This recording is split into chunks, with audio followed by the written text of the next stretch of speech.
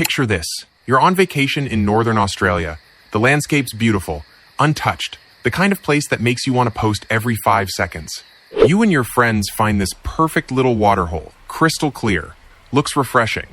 It's hot as hell, and you've been walking for hours. But there's a sign, big red letters, danger, crocodiles, no swimming.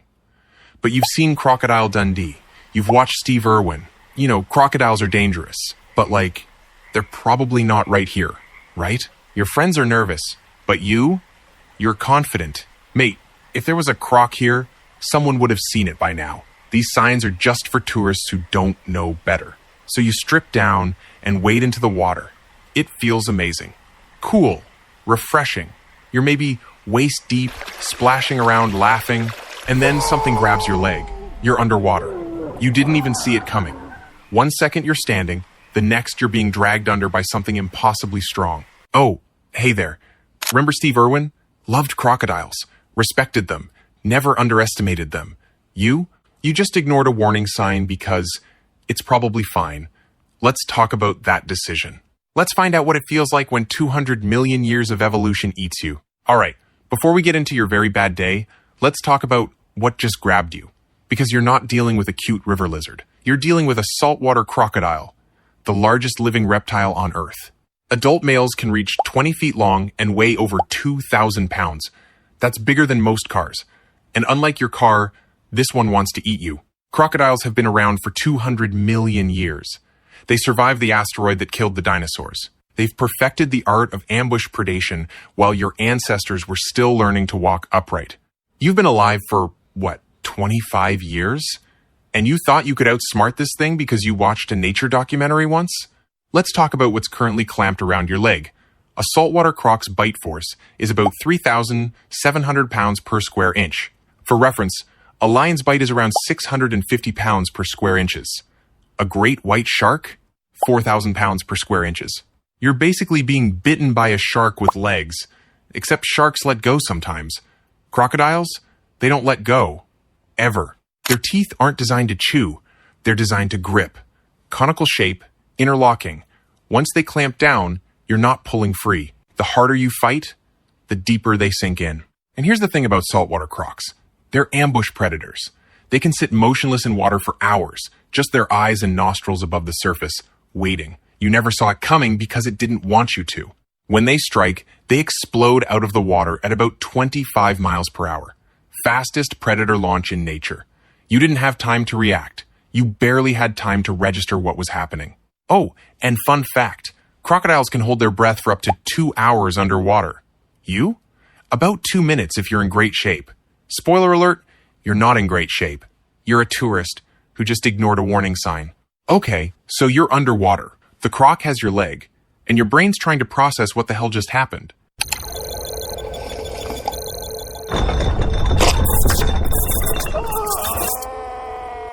The bite itself?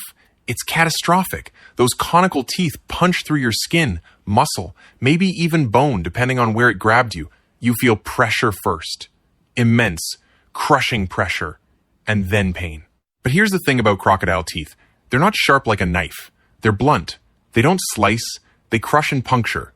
Your leg's being perforated like a terrible version of a hole punch. You're bleeding. A lot. Femoral artery might be nicked.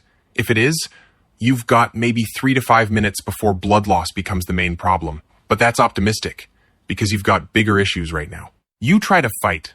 Instinct kicks in. You're punching the crocodile's head, trying to pry open its jaws, screaming underwater and swallowing river water. The crocodile does not care. You're hitting it with maybe 150 pounds of force. It's been hit by water buffalo weighing a ton. Your punches are like a mosquito trying to fight a tank. And here's where the overconfidence really bites you, pun intended. You thought if this ever happened, you'd fight it off. You've seen movies where people stab the eyes or punch the snout and the croc lets go. That's Hollywood. In reality, you're in its element. You're outmatched by 2,000 pounds, and it's already decided your dinner. And then it does the thing crocodiles are famous for. The death roll. The croc clamps down harder and starts spinning. Rotational speed, up to 360 degrees per second. You're being spun like laundry in a washing machine, except the washing machine is trying to drown and dismember you. Here's why the death roll is so effective. Crocodiles can't chew. Their jaw muscles are built for clamping, not grinding, so they use rotational force to tear chunks off their prey. As it spins, the torque is applied to wherever it's gripping you. If it's got your leg, your hip joint's being wrenched. Ligaments tear, muscles rip. If you're unlucky, your femur snaps. But the worst part of the death roll isn't the physical damage, though that's bad enough. It's the disorientation. You lose all sense of direction. You don't know which way is up. You're underwater, being spun, and your brain can't process spatial information anymore. Even if you wanted to swim to the surface, you don't know where the surface is. And you need to breathe, desperately. You've been underwater for maybe 30 seconds now. Your lungs are screaming. You're in full panic mode. Your body's about to betray you with the involuntary breathing reflex. You know you're underwater. You know you can't breathe. But your diaphragm doesn't care. It's going to force you to inhale. And when you do, you're going to breathe in river water instead of air. So now you're drowning, and the crocodile's still rolling. You're experiencing two different deaths simultaneously, and honestly, it's hard to say which one's worse. The water hits your lungs. You cough violently, which just makes you inhale more water. Your lungs are filling. Your oxygen saturation's dropping fast. Meanwhile, the death roll's still going.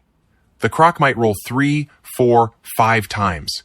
Each rotation tears your tissue more, separates muscle from bone. If it's got a good grip on a limb, it might twist hard enough to amputate. As said, crocodiles don't have sharp teeth to slice through bone, but they don't need them.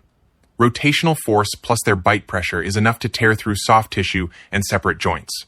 There's a certain dark poetry to it. You saw the sign but thought you knew better. Now you're lunch for a prehistoric predator. Ignored the warning, trusted your pride, now the crocs got you along for the ride. Your dog at home loves you, wants to please you. This crocodile, it sees you the same way you see a sandwich. You're not a person to it, you're calories. Your movements are slowing down now, partly because you're drowning, partly because you're exhausted. Fighting a crocodile is like fighting a mechanical vice. It doesn't get tired. You do. All right, but what does this actually feel like? Because we've covered the mechanics, let's talk about the experience. When the crocodile first grabs you, there's a split second of pure confusion. Your brain can't process it. One moment you're standing in refreshing water, the next you're underwater being crushed by something you didn't even see. Then the pain hits. It's not like a cut or a burn. It's pressure and tearing at the same time, like your legs in a bear trap that's also biting you. And then panic. Not rational fear. Pure, primal, lizard, brain terror. You're being eaten. Every instinct you have is screaming at you to escape, but you can't. When the death roll starts, it's disorienting in a way that's almost impossible to describe. Imagine the worst carnival ride you've ever been on, except you're also drowning and being mauled. You lose all reference points. You don't know which way is up. You're spinning through murky water. You catch glimpses of light, of bubbles, of the riverbed, but it's all fragmentary. Your brain can't orient itself. And the need to breathe becomes overwhelming. It's not a want, it's a need. Your body's demanding air. Your diaphragm's contracting involuntarily. You're fighting the urge to inhale because you know you're underwater. And then you lose that fight. You gasp. Water floods your lungs. You cough, which makes you inhale more water. And now you're drowning. The panic starts to fade, not because you're calm, because you're running out of energy, out of oxygen. Your muscles aren't responding anymore. You're still being rolled, but you've stopped fighting. Your thoughts fragment. I should have listened. I should have listened. Why didn't I listen? Or maybe, this can't be real. This can't be happening. Or maybe nothing coherent at all. Just terror and regret. Your vision's going dark. Hypoxia is setting in. Your brain's shutting down from lack of oxygen. And somewhere in that chaos, you stop being a person and become food. The crocodile doesn't care about your regrets or your vacation plans or the fact that you have people who love you. You're just meat, and it's hungry. So what happens after? Let's talk about the aftermath. Your friends on shore are screaming. They saw you go under, saw the water explode, maybe caught a glimpse of the crocodile. They're calling emergency services, but they're miles from the nearest town. By the time rangers arrive, you've been underwater for 15, maybe 20 minutes. They know what happened. They've seen this before. Crocodiles don't eat their prey immediately.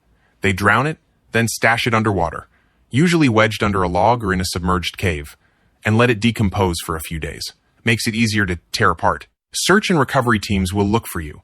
They'll try to locate the crocodile's larder. Sometimes they find the body, sometimes they don't. And that warning sign you ignored? It stays up, gets a fresh coat of paint. Maybe they add another one, but tourists will keep ignoring them. Here's the thing about crocodile attacks. They're almost always preventable. Don't swim in crocodile habitat. Don't ignore warning signs. Don't assume it won't happen to me. Oh, and for my American viewers who think, well, we have alligators in Florida and they're not that bad. Yeah, alligators are babies compared to saltwater crocs. A big Florida gator is maybe 13 feet and 800 pounds. A big salty? 20 feet and 2,000 pounds. Although, to be fair, Florida man has survived dumber things.